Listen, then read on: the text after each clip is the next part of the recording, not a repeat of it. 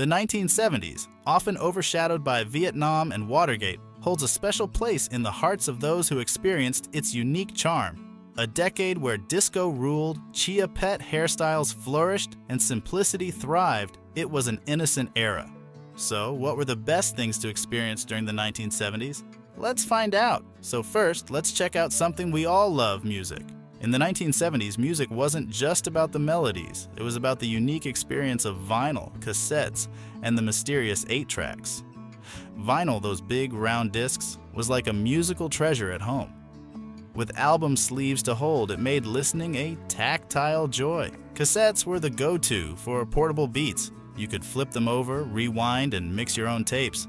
Now, 8-tracks were a bit baffling. No one really knew their purpose, but they were part of the music scene. Despite their quirks, each format added a personal touch.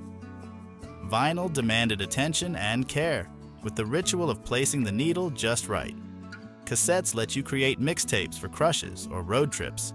8-tracks, well, they were a quirky part of the collection. The process of physically interacting with these formats made the music feel more intimate. You could hold album art in your hands or flip a tape to find the B-side. It was a sensory experience. While today's digital era offers convenience, there's a nostalgic magic in the crackling sound of vinyl, the satisfying clunk of a cassette, and the mystery of what 8-tracks were truly about. Each format had its quirks, but they were our musical companions, making the journey of listening as memorable as the songs themselves. But it wasn't just music. Even the games were thrilling during this time. In the 1970s, arcade games were the thrilling heartbeat of gaming culture. Picture this in your head. You are strolling into a dimly lit arcade with the jingles of various game machines mixing in the air. No home consoles, you had to physically go to these places. Each game had its own glowing screen, beckoning players to dive into a world of challenges. The magic wasn't just in the games, it was in the whole experience. You had to feed quarters into the slot to play, making every game feel like a precious adventure worth saving for. There was a sense of anticipation and excitement as you waited your turn, eyeing the high score list with determination. From classics like Pac-Man to Space Invaders, each game had its unique charm and addictive gameplay. The social aspect was key. Arcades were bustling hubs where gamers gathered, competing, cheering, and sharing tips. It wasn't just about beating the game, it was about beating your friend's score and earning those bragging rights. The arcades of the 1970s were a community, a place where friendships were forged over a shared love for pixelated challenges. Sure, the graphics were basic by today's standards, but the thrill of inserting that quarter and plunging into a world of electronic excitement was incomparable. And how can we forget about our favorite iPhones?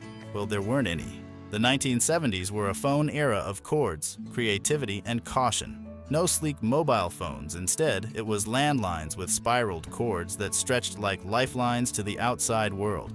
The home phone, often stationed in the kitchen, became the communication hub. If you desired privacy, you embarked on a cord-stretching quest, hoping to inch it into another room with a closing door.